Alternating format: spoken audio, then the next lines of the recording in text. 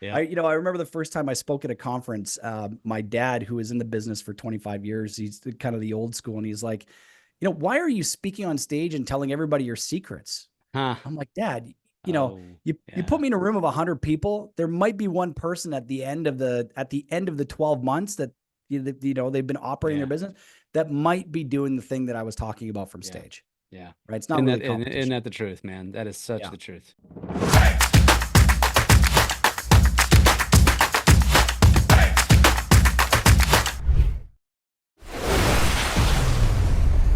You already know when Tristan tells me or introduces someone to me to interview on the podcast, that pretty much goes without me even having to do any research. But I did do some research on today's guest and got to know him a little bit off air before we went live here. And we're bringing a Canadian on the show who also happens to be a Green Bay Packers fan. So if you're familiar with the landscape in the sports world, that's kind of weird.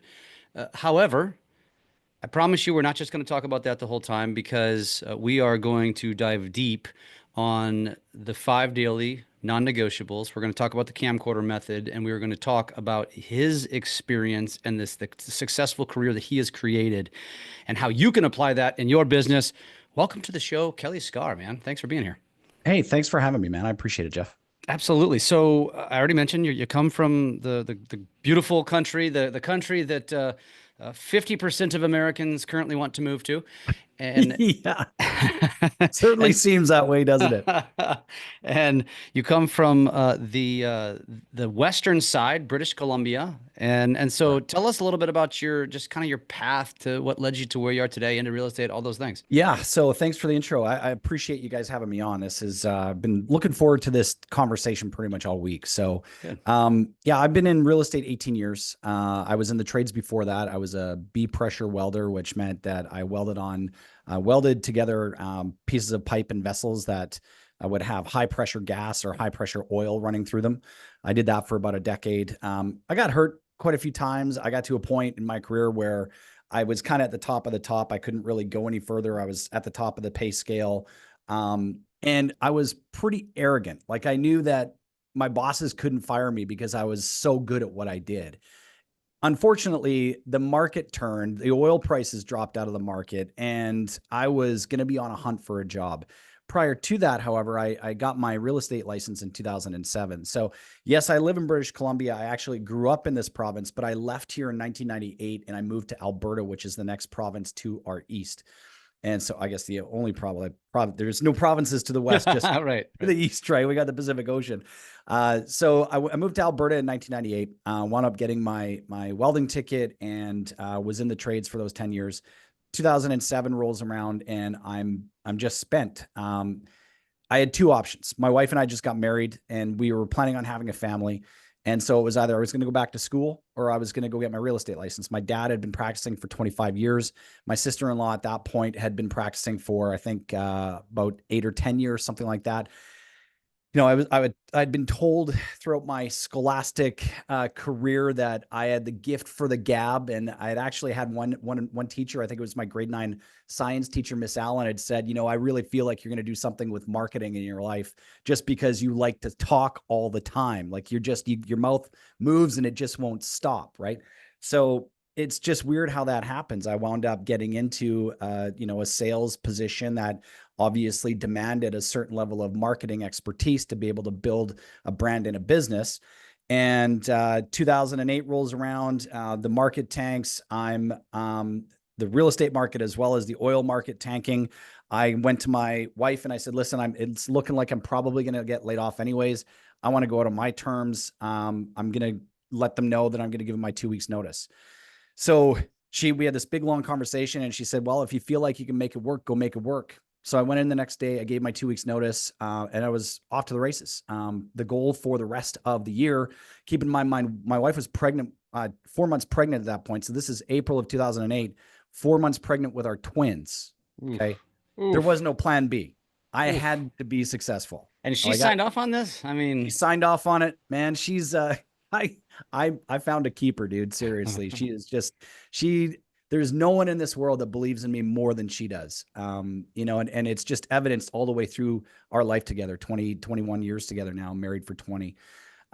So she's like, okay, go do it. The goal was to do a deal a month, did that. So I did 8 deals in 2008, rookie of the year, whatever, at the brokerage.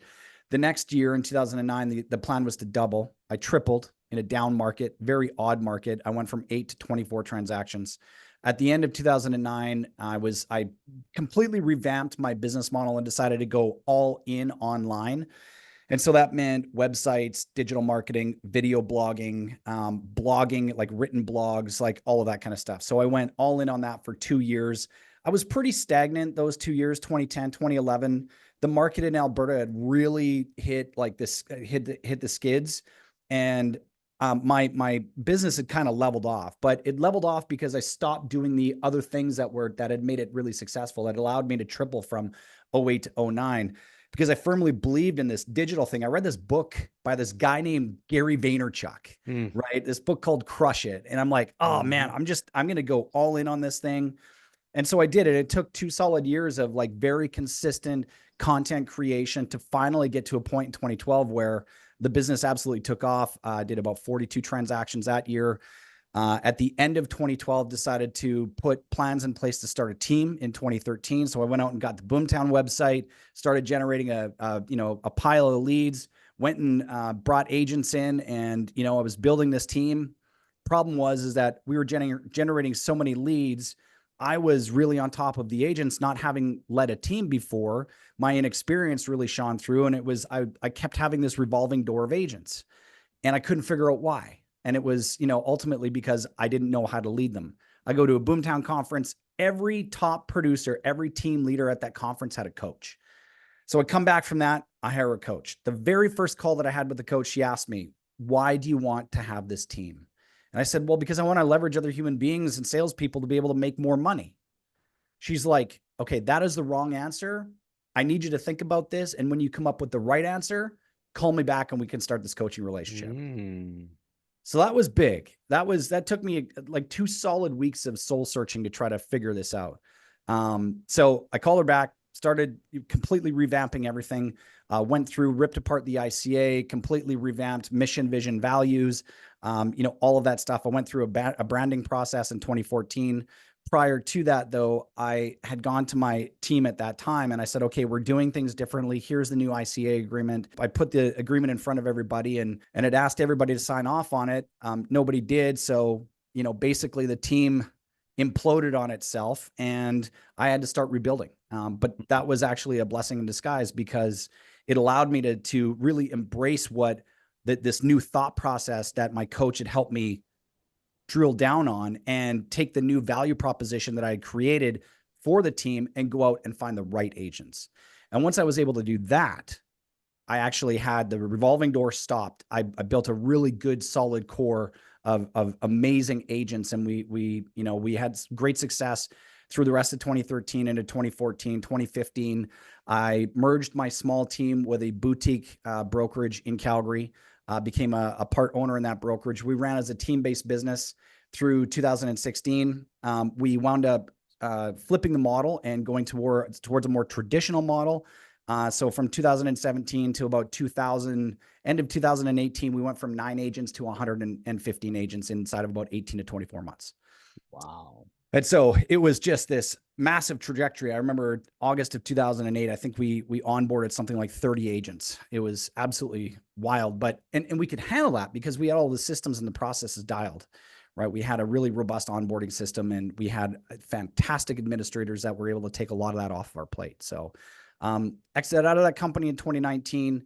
I joined another company in 2020. And then we moved our family in 2021 from Alberta back to British Columbia into Kelowna, where I reside today. And so through all of that journey, I started coaching agents in 2013, unofficially, officially in 2018, joined a coaching company, 2020 joined another coaching company. And then we're now, attempting to build a coaching company inside of the Remax network at this moment. So it's been a long, bumpy, fun ass ride, man. Lot to unpack. Yeah. Was the move back to British Columbia COVID related?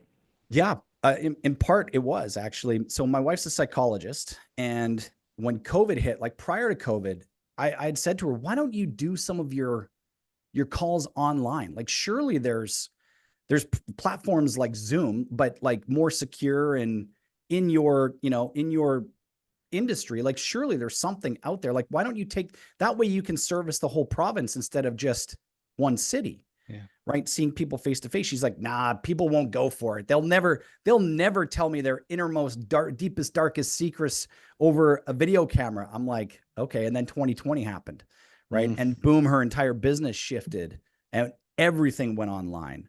And so then that's what really allowed us to move. I had a crop of coaching clients. She had a bunch of she had a really robust business. And so we thought, okay, well, if we don't have to live in Calgary, we won't. And so we packed up the family and we made the move. Did she ever tell you that you were right? No, she didn't. No, Just go she ahead and did let not. that be. Just go ahead and let that be.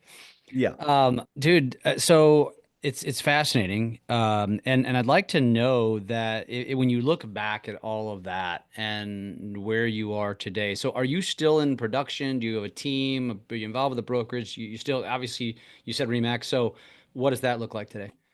Yeah. So I'm still licensed in Calgary in Alberta. I'm licensed here in British Columbia as well in Kelowna.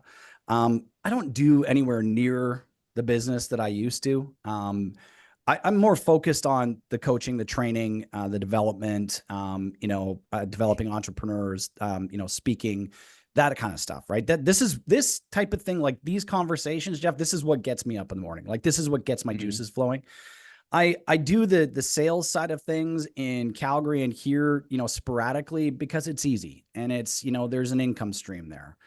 Eventually, I think by the end of next year, I'll probably wind up giving up my license in Alberta, just because I'm taking stuff away from my client base there, and I don't want to have to continue to do that. I do have somebody on the ground that helps me with the listings there, and we've got a really great arrangement. We listed and sold a property here on Monday.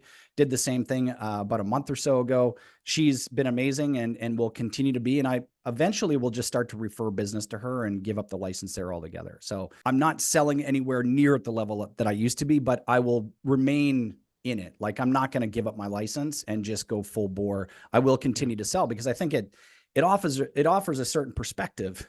It shows my coaching clients that I'm in it with them every single day, Yeah. and I get it. And I, it's 18 years. It's tough to give up something that you love, right? Yeah. Keeps your knife sharp. And honestly, it's a backup plan probably. I mean, that's the way I always looked at it. Right. Um, all right. So, as it relates to everything that you described, and I already mentioned, two of the things that we wanted to talk about on this Yeah. call, but I'd like to know, from that journey back during the crash to, to moving back and kind of going all in on coaching. So let's focus on the production years. You had some insane growth there, which I think would be fascinating insight for team leaders, brokers, but I would venture to guess most of our listeners are probably real estate agents. They have no aspirations to grow a team. Right. What would you say is the most impactful strategy that you feel like if you went straight back into production, sole production, maybe a couple admins, um, that would be like your MO. That would be the thing that you would do. What is that?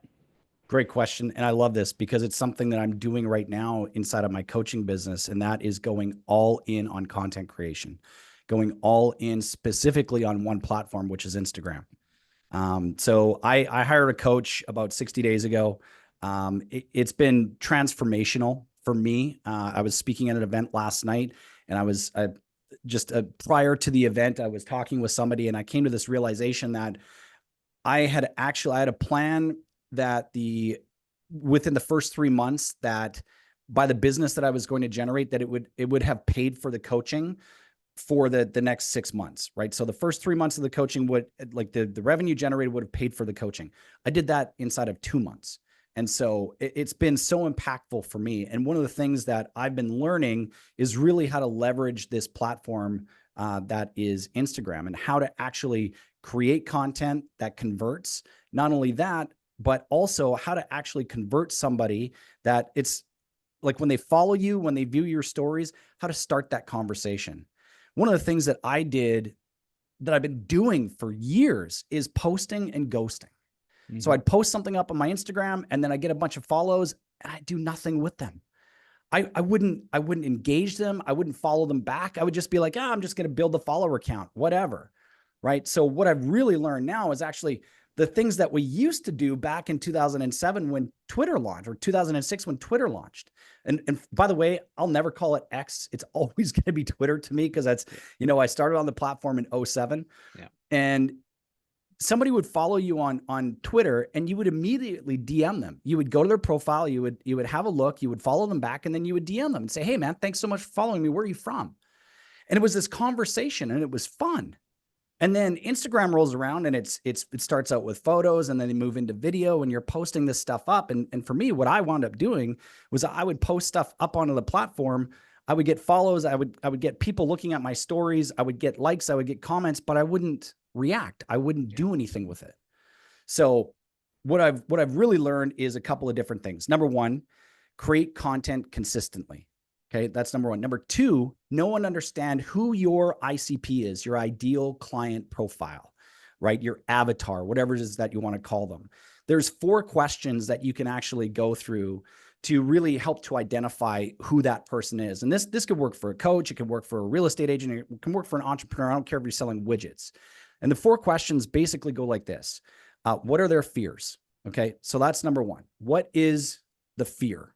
Question number 2 is, what are their hopes? So what do they, since this is a short-term thing, like what would the agent, so in my case as a coach, what would the agent hope to get over the course of the next 6 months from the videos that I'm posting up, right? So what are their fears? What are their hopes? Question number 3 is, what are their dreams? So this would be a long-term question. And the dreams ultimately are the goals. So what are the goals of the people that we're trying to create this content for? And then the 4th question, or the 4th statement essentially is, or the question would be, what are their blockers? So what is it that stops them from taking action?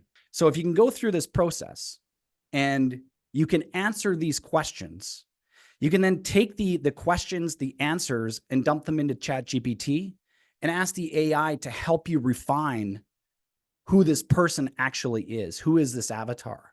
Okay. Once you have that, once you have the person that you're supposed to be creating this content for, you have somebody who you can speak to directly. So that's the who part of this banger content triangle, right? So who is it that I'm going to be speaking to directly? That's the avatar. And then the second part of the triangle is, what is it that I'm going to talk about? Well, if I know who I'm talking to, I know what I can talk about. Like, think about it, Jeff. If you had an agent come in and sit across from you, at your desk, and you were having a conversation, the conversation could revolve around a multitude of different things. It could be business planning. It could be social media marketing. It could be whatever. You know what the conversation is going to be, so you know how to respond to that person. And ultimately, you're probably going to know that person, their ins, their outs, their quirks, all of these things, their personality, their behaviors. If you're having that conversation with them, then you know how to answer that question. Just like if I'm creating content, I have to know and understand who it is that I'm creating the content for, who I'm having that conversation with, so that I can create compelling and impactful content that winds up generating follows, and it winds up generating likes, and it winds up generating clicks. And then the last part of that banger triangle, that banger piece of content that we're looking to create, is, how do we make it not suck? How do we make it so that the process is really, really easy? So how did I go and shoot 5 videos? Like, this is about 2 weeks ago. My goal was just to see if I could do it. I wanted to shoot a video and post a video every single day of the week. Mm-hmm. So 5 days, 5 videos, shot, posted. It was difficult because I was doing the editing as well. I needed to figure out how much time I was spending on each video to edit, so that I can then take that data and hand that off to my video editor, so that he knows now what the expectations are. What I'm trying to do ultimately is get to a point where I'm buying back just a little bit of my time in this one little speck of space within my business, so that it allows me to focus on the ideation and the execution of shooting the video. So how do I come up with the idea?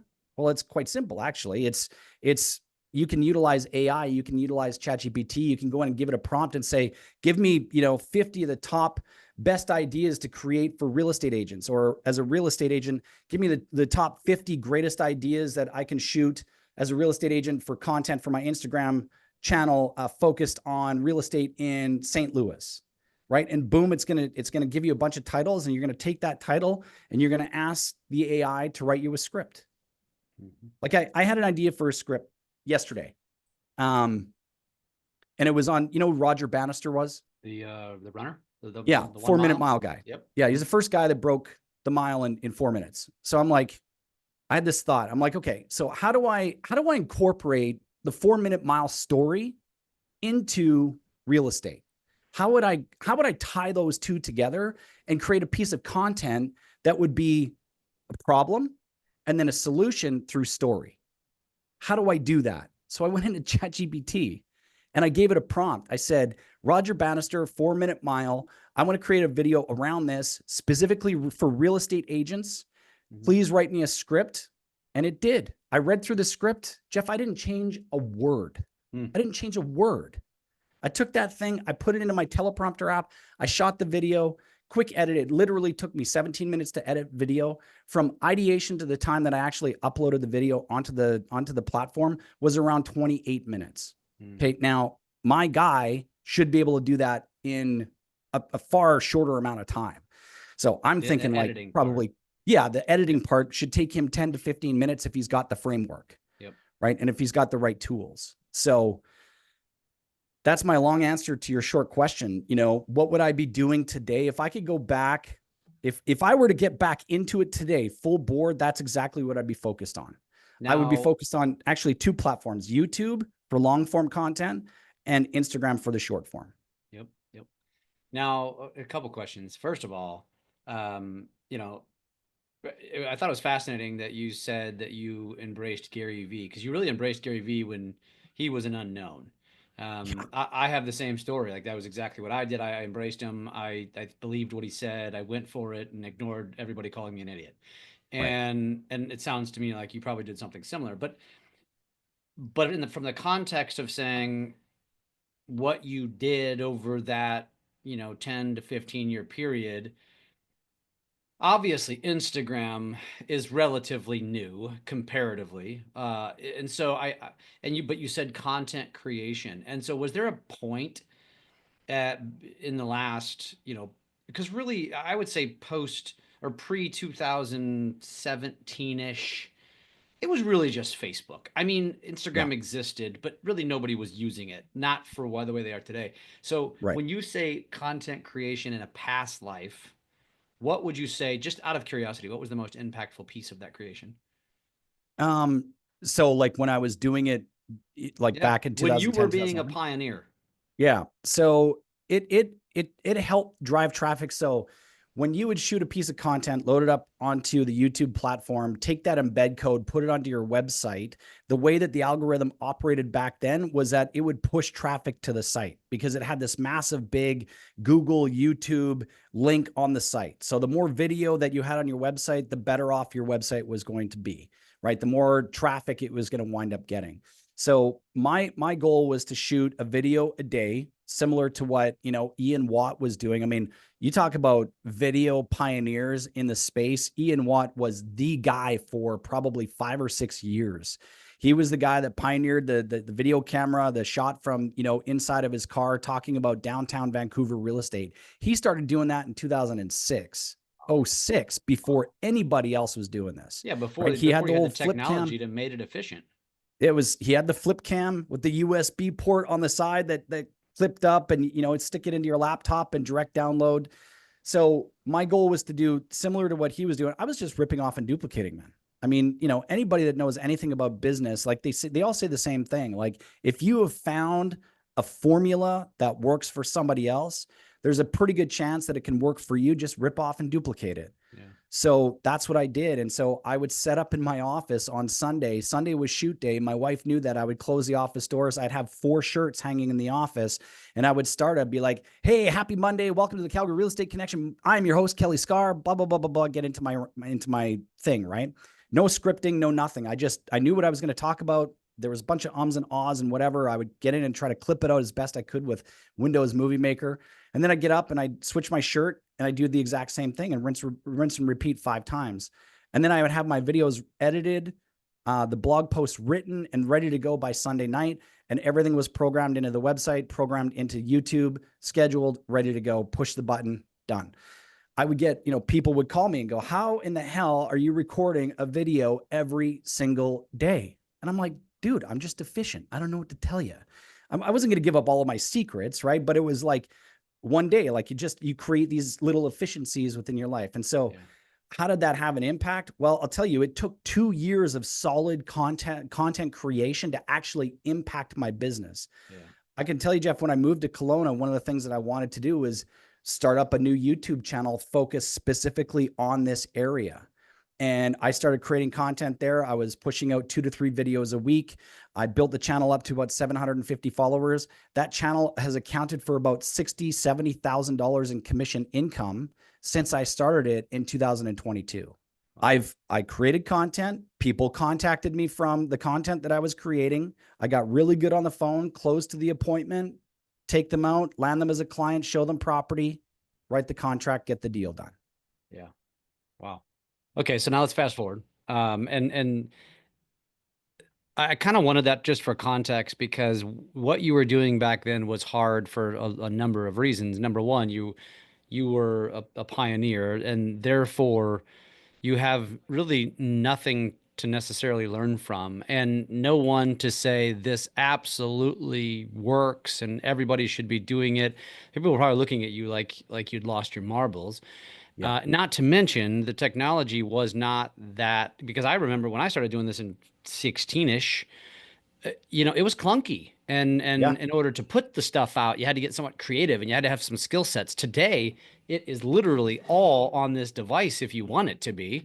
Right. I do all of my editing on my phones. And so when you say you should go all in on content creation, I want to really just shine a light on that for everybody paying attention, because there's a lot of reasons why.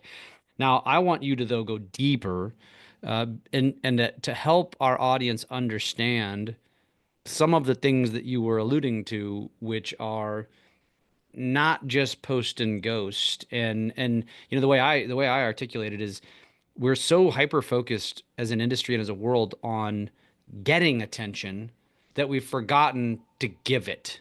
And right. I would argue that giving it should come first, because then getting it is just a byproduct of giving it. And so 100%. Explain some of the strategies that you implement in order to actually make meaningful conversations that ultimately create leads. Okay. So you know what I'd really like to do is actually, I'd like to go back to the 5 DNNs. So let's get that introduced, because as I get to the end of the 5 DNNs, this is where answering your question actually starts. Like that. This is where it happens. So, okay. So the 5 daily non-negotiables. And by the way, I don't know if your audience would be interested, Jeff, but I've got a PDF document that I'm more than happy to share with all of your followers. Okay. It's basically breaks down this framework really quite nicely.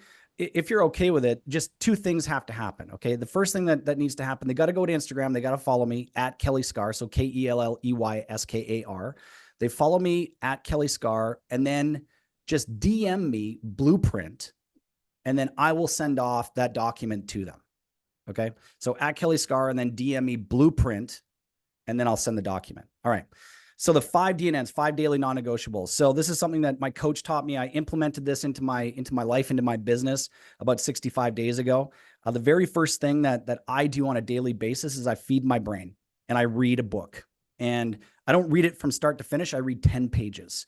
Now, some people that have done 75 hard, like I have, probably recognize that framework, right? The 75 hard is like read 10 pages of a book.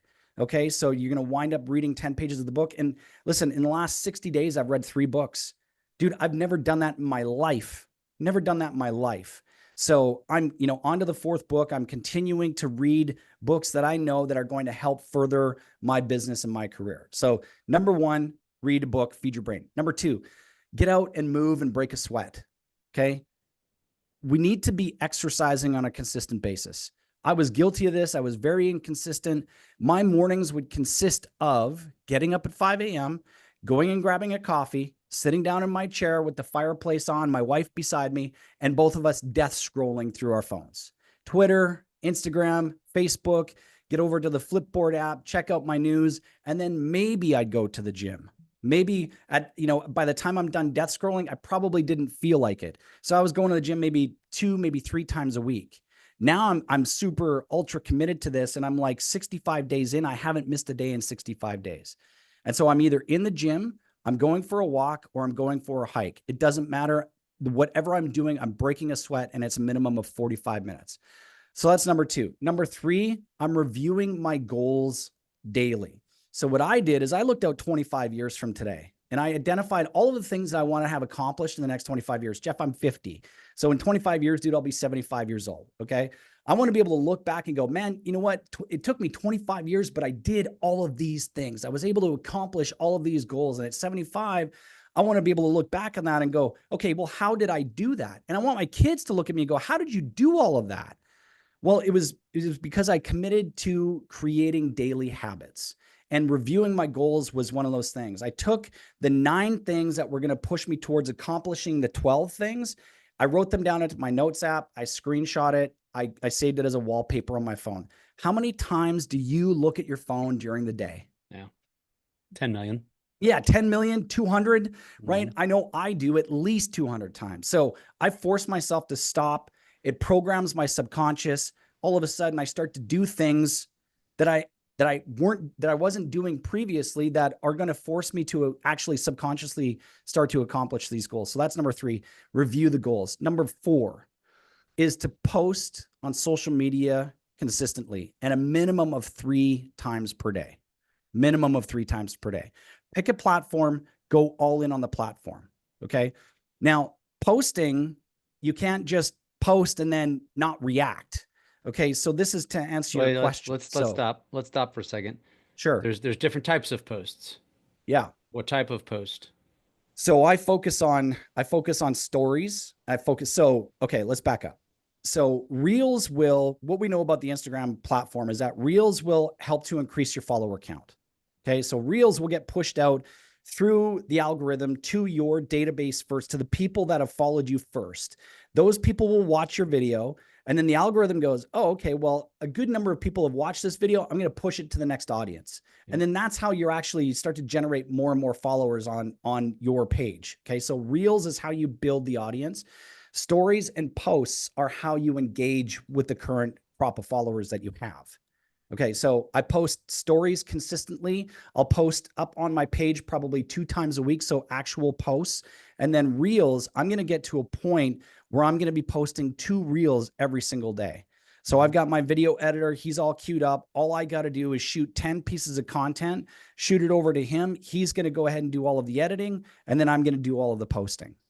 Okay. So that's how I'm going to leverage the platform. I'm going to create more content than my competition, and I'm just going to have better content than everybody else. I'm going to create content that's going to be solving a problem and showing you the solution through actually telling a story.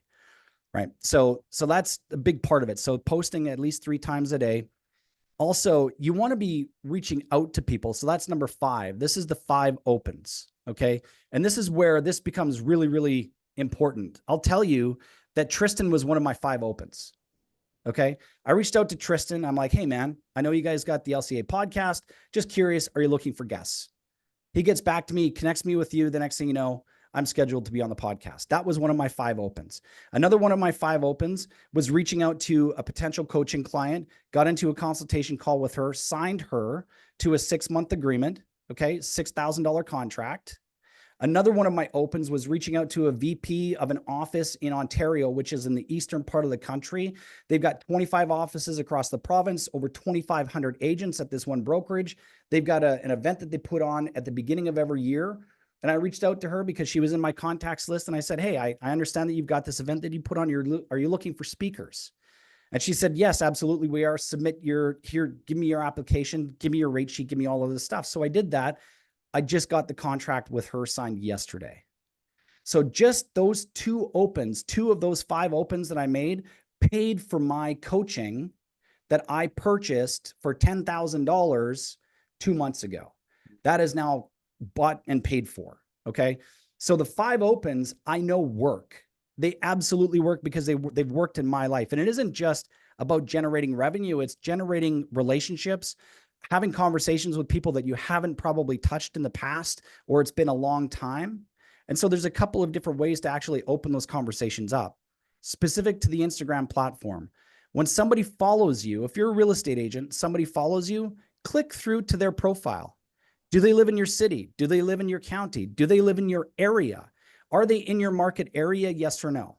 If they are, message them. Thank them for connecting. See if there's anything that you can do to help them. See if they have any questions. And I'll get into a two question framework here in just a second. So that's the first thing that you want to do. Somebody follows anybody that follows you. 100%. But what if that person is in India? So I wouldn't connect with them because I've got 5 people that I'm trying to connect with inside of my network on a consistent basis. It's real estate agents, it's brokers, it's managers, it's recruiters, it's entrepreneurs. Okay. If somebody follows me, and this just happened actually just recently, somebody followed me from India. He commented on my story. I clicked through to his profile. He had like 35 followers. He posted 2 times. He's following 1,500 people. And I'm like, no, I'm not going to bother with this guy because he doesn't fit the profile. He's not part of my group of 5. He's not my avatar. So I'm just going to let him kind of stay over here, right? I'm not going to follow him back and I'm not going to engage him in conversation. Now, again, if you're a real estate agent and you're utilizing this strategy, the people that you're connecting with have to live in your town or your county or your area that you service so that you can start to have these conversations. Now, if you have somebody like an agent reach out to you, I mean, that's something that you're going to have to decide. Do you want your followers filled with a bunch of other real estate agents, or do you want people that are following you that actually live in your community? If I'm selling at a high level, I only want people that are in my community to be following me because it opens up an opportunity for me to have conversations with them. Yeah. So I click through to their profile. I have a look to see if they live there, and then I engage them in conversation. Hey, Jeff, thanks so much for connecting with me here on Instagram. I really appreciate it. Hey, I'm curious, man. Are you just here for the videos and the content, or are you looking to purchase or sell a property in St. Louis in the next 6 months? Question mark. That's just a 2-question framework. And so then they come back and they say both. And this isn't auto sent. This is I do everything. Pressing the buttons. Good. Yes. 100%. There are softwares out there that you can purchase that will do this for you. I prefer to do it myself. So they say both. That's like the perfect answer, right? Or they say, just here for the content. Let's say they say that I'm just here for the content. Hey, that's fantastic. I love that. I'm curious, what was it that I posted that drew you in? We're trying to drill down. We're trying to ask questions. We're trying to get to know who they are, what makes them tick, and why they actually followed us to begin with, so that we can continue the conversation down a path where we get to a point where we can actually set an appointment. Now, it doesn't have to be about listing or selling their house right off the hop, but just creating a relationship. Are you following all of these people back? Pardon me? Are you following everyone back? The people that engage, yes. So you're waiting till they engage before you follow them back? 100%. I like it. Yeah. Now, some of them have their profiles locked, right? They're on private. So you actually have to follow them back in order to be able to have that conversation. And then you have to accept the follow. That's right. Yeah. So there's the follow, and then there's the stories. So if you're consistently posting up on your stories, down in the bottom left-hand corner, when you open up your stories, down in the bottom left-hand corner, it will show you everybody that has viewed your story. So if you've got 100 people that have viewed your story, you've got 100 people that you can reach out to over the course of the day. Yeah. Or if you don't want to reach out to 100 people in a day, that's totally fine. Pick 5.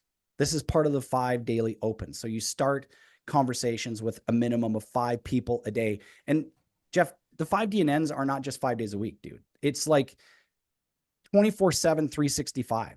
Like there is no, I'm not stopping at day 5 or day 6. Like I don't stop on Saturday. Or day 75. Or day 75, 100%. right? It's a lifestyle. It's a rewiring, reframing of my outlook on my life and the way that I want to run and operate my business. Yeah. Yeah. So as it relates, so you kind of went a little bit deeper on posts and reels. Now you didn't specify. Obviously, reels are only videos. A post can be a video that's over 90 seconds that also ends up on the reels feed, but it also includes graphics, carousels, all that kind of stuff. Yeah. Specifically, what are you focused on for your feed posts? So that's something that I'm still trying to figure out what my audience wants. It's interesting to me that I get more engagement on my stories when I have pictures of nature than if I've got, a picture of me at an event somewhere. Yeah. Like, we live in a beautiful part of the world, man. Yeah. Like, it is gorgeous here. We got the lakes, we got the mountains. We're kind of an arid climate in the summertime. It's Canada's wine country. There's orchards, there's wineries all over the place. So it's a never ending supply of Instagram available photos and video and that sort of thing. So whenever I post something up that's landscape related, the engagement is just crazy. It just goes through the roof. If it's just me in a selfie or me at an event or whatever, it's like things just drop off. Yeah. Right. Yeah. So what I need to figure out is like, where is that sweet spot for me and my posts? What I found was a couple of posts that I've done where they've just been kind of more of an infographic. That doesn't resonate. It doesn't hit as much as something like if it was a picture of my wife and I, or a picture of me and my kids, or, a picture of me out in nature doing something. Right. So And are they typically singular pictures, singular that's, graphics? that's what I try to focus on, is just the one. You should try I you mean, should try carousel. I think yeah, giving people something to do, it makes them more engaged. 100%. And Yeah, I would agree with especially that. if the first one is almost like a teaser for the rest of them. Right. But just Yeah, I love that. I think that's great advice for sure. now, I want to jump over to stories because honestly, and you probably know this, like I would not, if you're listening to this thinking to yourself, oh, sweet, I don't have to do videos. Wrong. You at 1,000,000,000,000% have to do videos. Graphics are not nearly as put out, by the platforms. Obviously, video has more reach, but on your stories, it's a different ball game. And so when you're in your stories, what is the type of stuff that you're posting? Because I assume you're posting your stories multiple times a day. Yeah, 100%. So I've got a framework that I work through. Typically in the mornings, I'm posting something from my book that I'm reading. So right now I'm currently reading two books. I'm reading Buy Back Your Time by Dan Martell, and who's my coach. And I'm reading Dan Kennedy's book, The Ultimate Sales Letter. So I'll crack open a book. If there's something that hits for me in the book, I'll take a picture of it. I'll kind of outline the passage, and then I'll upload that. So that's usually the first story of the day, the book that I'm reading, a passage that resonates for me. I just recently downloaded the Bible app. So there's stuff that pops up on that app on a daily basis. If something again resonates with me and hits with me, I'll take that image and I'll post that up. And then the third post, usually in the morning, is something that's going on at the gym. So I've got a coaching client that wanted a high degree of accountability. He wanted to get back in the gym. He wanted to start working out again. And I'm like, well, listen, I'm on this path anyways. Like, are you cool if I text you a picture of myself in the gym or doing the thing, and I expect the same from you? Are you cool with that? He's like, yeah, 100%. So I did that for a couple of different reasons. Number one, selfishly, it keeps me accountable to my coaching client, right? Because I told him, you'll never beat me, man. You'll never beat me. I'm your coach. You'll never beat me. I will never give up, right? So that's number one. It holds me accountable. Number two, it gives me content that I can post up into my stories. Right. So today I took a picture of myself, just a selfie on the bike, and that became part of the story. So it's those three things first thing in the morning. And then if I've got a reel that I've put up, I always post the reel, but I don't just share the reel. Like I do some funky stuff. Like I'll take an image of myself, and I don't know, you can just watch it on Instagram. There's different ways of actually promoting the reel. I don't just post it up Like there and put some you stuff. you you mean like you add GIFs or a cutout or Yeah, text, and you share your reel to your stories, which just gives it extra reach. But then you're right. adding something to it to give it 100%. context or whatever. Yeah, gotcha. That's right. Trying to make it a little bit more appealing, Yeah, right? don't do that. You can't be lazy with your content. That's right. Yeah. So then I post up the reel, and then, kind of throughout the day, if there's something that I find interesting, if, I try to shoot at least a couple of videos in the stories every single week. So I'm just, more and more reps with the video. The more reps that I get with the video, the better that I get delivering the message, the better that I get delivering the content. And that's a great message for any agent that is like, oh man, I suck on video, or, I don't know how to do this, or I just don't, like, what do I say? What do I talk about? And it's like, just grab your phone and start talking into your phone. Yeah. Like, record yourself, and you don't even have to post it anywhere. Just grab your phone and start shooting content just to get the repetition in. And then once you feel comfortable actually being able to post something, then post it up. Yeah. But don't do it until you feel like you're comfortable. Yeah. Right. Like so I've got another YouTube channel, and Although I will say, you may never feel comfortable. And 100%. so it could take days, weeks, years. And so don't let that be your barrier to stop you. You know what I mean? Like Right. at some point, you just got to get over yourself. From 1 to 100, number one, the first video that you shoot in comparison to 100, you're going to suck. Yeah, 100%. Like, something that I heard the other day was, don't compare your chapter 3 to somebody else's chapter 17. Yeah.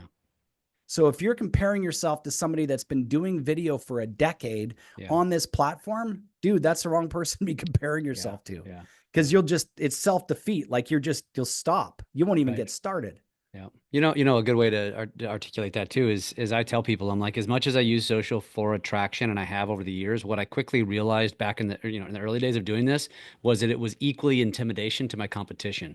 So you need to hear what I just said and realize that the people that are doing it are intentionally, in many cases, hoping you're intimidated by the skill set that they've acquired after doing the reps that you haven't put in yet. And so knowing that, they're eating your lunch. And so you have two choices: let them or get over it. That's right.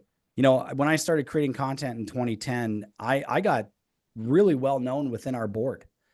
Like, all the agents knew who I was because they were watching my content. Yeah. Right. And they're like, man, I wish I could do that. I'm like, yeah, I don't, but good luck.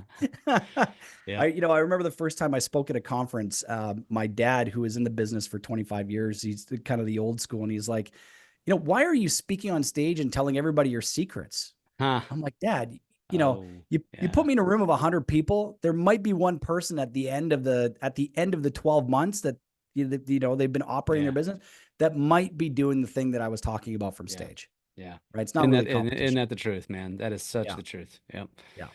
I love that. So, a couple of things as we wrap up. I want to know, you've kind of talked about where you are today. Where do you see this going? You mentioned that you want to get to 2 reels a day. What is the end of, if you had to look into the future, what does it look like at the end of 2025? End of 2025, I've got an incredible library of content, not just on that platform, but privately as well.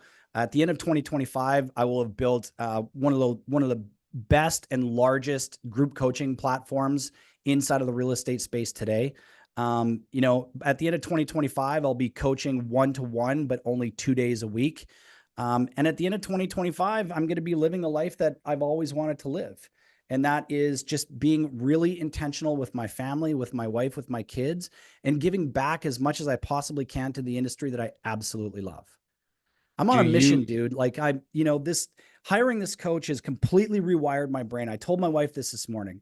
I am on a mission. I put this into an email that I send out every single Friday. It's called the 4-Bullet Friday. It's, obvious ripoff of Ferris, but he's 5, I'm 4. At the end of the day, I'm on a mission. I'm on a mission to change agents' lives.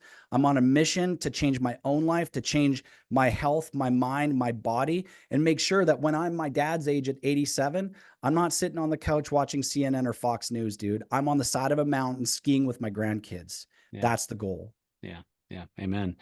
Do you see yourself taking what you're doing, and you mentioned Instagram, we didn't have time to talk about YouTube.